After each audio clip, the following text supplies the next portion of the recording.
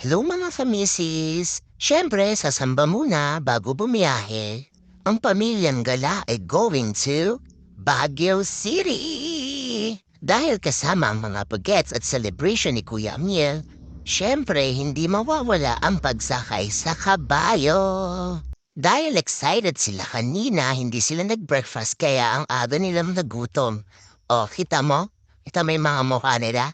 Mga gutom na yarn, kaya order na at kakantahan na natin si Amiel ng happy birthday. O, diba?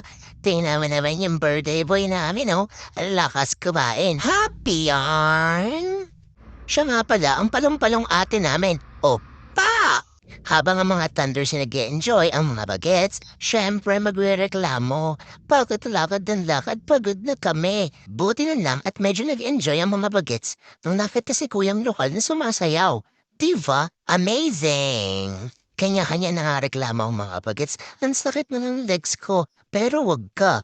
Nung narinig nila na pupunta sa night market, aba, syempre, present na naman sila. Pumunta sila dito para kumain ng taho. Sa umaga, mura ang taho, pero sa gabi, pamahal na ng pamahal. Ba't ganon? Aba, syempre, hindi naman nagpapahuli ang mga boys natin. O, ba diba? Ang colorful pa nga ng mga payong nila. Eto na, ituloy na natin ang pasyal. At popost pa nga ito. Nakita niyo naman? Akala niya picture. Ha ha ha ha ha. At para pasayahin ang mga bagets, ganito kami ngayon sa Camp John Hay. Eto na nga, akala ko ang mga bagets sa mag-enjoy. Ako pala, sinubukan pa nga ni Liam mag-wall climbing. Akala ko nga hindi siya makakakyat, pero tingnan mo, ang bilis-bilis niya umakyat. Eto na, ituloy na natin ang paglalakad. O, 'di ba? At maya-maya nga, bigla na lang umulan.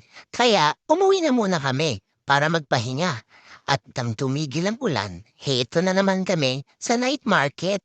Siyempre, kasama naman ang mga bagets. At tingnan niyo naman ang mga bibig, umuusok pa nga daw. Kanya-kanya pang mga flex. O, parang nagyoyosi lang. O, dava-dava. Feeling ko oras na para umuwi. Bukod sa ubos na yung lakas namin, ubos na rin yung laman ng wallet namin. At umuwi na nga kami na mainit ang mga ulo. Ha, yun lang, paalam.